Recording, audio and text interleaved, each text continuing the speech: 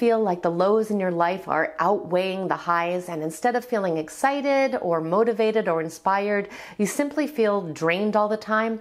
If so, today's video is just for you. We are going to be talking about something called emotional exhaustion, how to spot the signs, and most importantly, how to overcome it. But first, if you're new here, my name's Nena, and here at this channel we talk all about mental health, personal development, and understanding our own psychology. So if you have not yet become a subscriber, please take a moment to do so. This channel is dedicated to finding realistic solutions to not only help us to improve our life, but also to enjoy it more. Just a quick reminder that this video is not intended to replace diagnosis or treatment, but rather help spread awareness about this issue because it is something that I have found actually affects a lot of people, especially with everything that's been going on the last couple of years. It's also something that I personally have struggled with in the past. So I know firsthand how difficult it can make life feel. So what exactly do we mean by emotional exhaustion?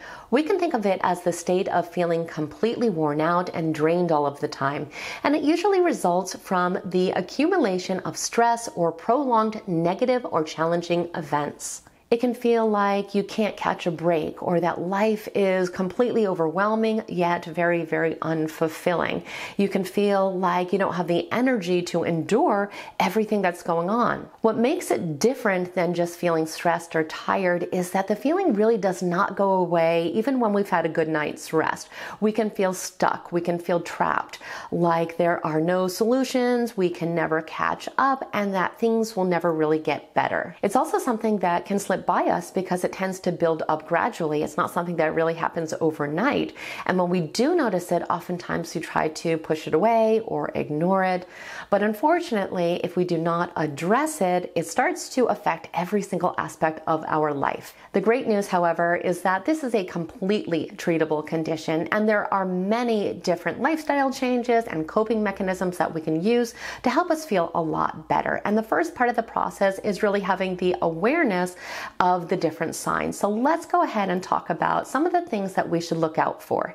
The first thing is lack of motivation. And this may simply be because we feel like we have lost faith in life or in ourselves or in our ability to get things done. We may be procrastinating all the time. We don't want to do anything. We don't feel like it because things seem so much more difficult than they used to.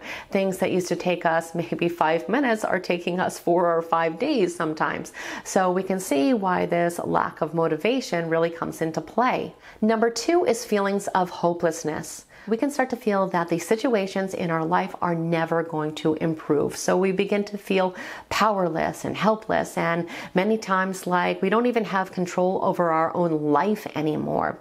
And when we feel this way long enough, it can even start to contribute to symptoms of depression. Number 3 is apathy and detachment. This is when we can feel like we've lost interest in our goals or in our hobbies, and unfortunately, even sometimes people that we genuinely care about. These things no longer seem to make us happy. We can start to feel indifferent or numb. It's almost the opposite of feeling weighed down by emotions. It's like we're not really feeling anything anymore. And when it gets to this point, we can feel like there is nothing to look forward to, that we are really no longer enjoying our life. Number 4 is relentless fatigue. And this is unfortunately often paired with difficulty sleeping. So we have the fatigue in addition to not getting enough rest. So it really starts that vicious cycle. And true fatigue really feels very different than just being tired, because it's a type of tired that is seeped down into our bones. We are exhausted both mentally and physically. And it really doesn't matter how much sleep we get or who we are with or what we are doing. We are always going to feel tired. Number 5 is irritability. So even if it's completely out of our nature, we may be finding that we are in a bad mood a lot of the time, that the small things in life are starting to bother us a lot, and that we are able to find something negative about every single situation. We may also find that we lose our temper a lot more easily, and that we might be taking our frustrations out on other people. Number 6 is absent-mindedness. So we might notice that we can't focus and we can't concentrate and that we're really just jumping back and forth from thought to thought without really carrying anything through.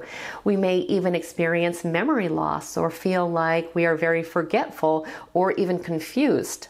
And number 7 is anxiety. When we are emotionally exhausted, we can start to live in a constant state of anxiety where everything seems to be a problem, where everything concerns us or worries us. We're always on edge. We're always looking over our shoulder. We can start to feel tearful all the time and genuinely upset all the time. And we can start to feel like the world is a scary place. So these are the major signs and signals that we can look for, and please do not despair if a lot of these ring a bell for you, because like I said, this is a very treatable condition and there are many different coping strategies and lifestyle changes that we can make that do help significantly. The first thing that we can do is to eliminate stressors. So this part of the process really begins by analyzing our life and trying to recognize and then reduce and minimize the things that stress us out. And I know it's not always possible to minimize things or to cut things out of our life. However, a lot of times it's simply the accumulation of all these stressors that are really leading to this emotional exhaustion. And we will find that there are things that we can cut out of our life or at least minimize. So these are the things that we want to look for first. We also want to look out for things that are just creating excess noise and chaos in our life, like spending too much time on social media or watching negative news stories or participating in a lot of drama at work.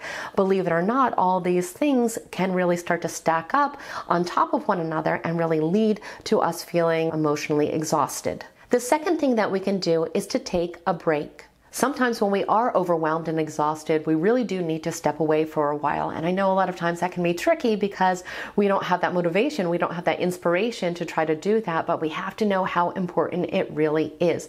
We need to give ourselves a little time to recuperate, refuel, refresh, and to gain perspective, because if we don't, things tend to seem a lot worse than they actually are. And that doesn't necessarily mean that we have to take some huge vacation, even though that can be helpful sometimes. It can even mean that we are just going to take an afternoon and go to the movies or spend a night at home listening to music or reading a book, but we need time away from the stress. Number 3 is to practice self-care. And I know this is something that gets drilled over and over and over, yet is something that oftentimes gets completely ignored, especially when we are going through stressful situations in our life.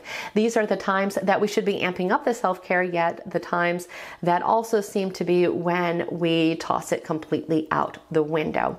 And I'm not really talking about superficial self-care here. I'm talking about the things that really, really matter, like making sure that we are sleeping enough and that we are eating well and that we are exercising and that we are taking some time to do things that we actually enjoy and that we are spending time outdoors and enough time alone. I know sometimes we can feel like self-care is selfish, but it's actually quite the opposite.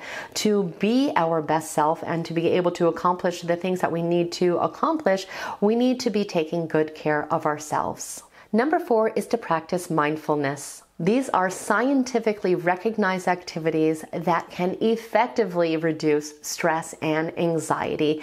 They can help pull us into the present moment and pull us away from negative thinking. These can include activities such as journaling, meditation, breathing exercises, yoga, creating art, or going on a walk in nature. We can get so caught up in all the negative events in our life that we barely notice that there are many neutral and even positive events that are actually occurring. So when we can get pulled back into that present moment and when we are practicing mindfulness, it helps us to see these things. It helps us to gain that perspective that we are really missing. Number 5 is to connect with others. Now, this is something that we may even shy away from when we are feeling emotionally exhausted, because we may feel that desire to want to pull away from other people and to isolate ourselves. But research has really shown us that if we can connect with other people, it can be extremely beneficial. So we're not looking for someone to solve our problems or to figure things out for us. We're just simply looking for support, someone to listen without judgment, to help us to understand that we are not alone. And number 6 is to seek professional help. If you're feeling like you've tried everything and nothing's really helping, a licensed mental health therapist can certainly help you to not only cope, but to work through this stressful time in your life. And this can be an important step, especially if you are experiencing feelings of hopelessness, anxiety, or depression. So if any of the things that we discussed today sound familiar or seem to be things that you are going through, I absolutely encourage you to seek out support and to make these lifestyle changes to try to alleviate some of the symptoms of this extreme stress.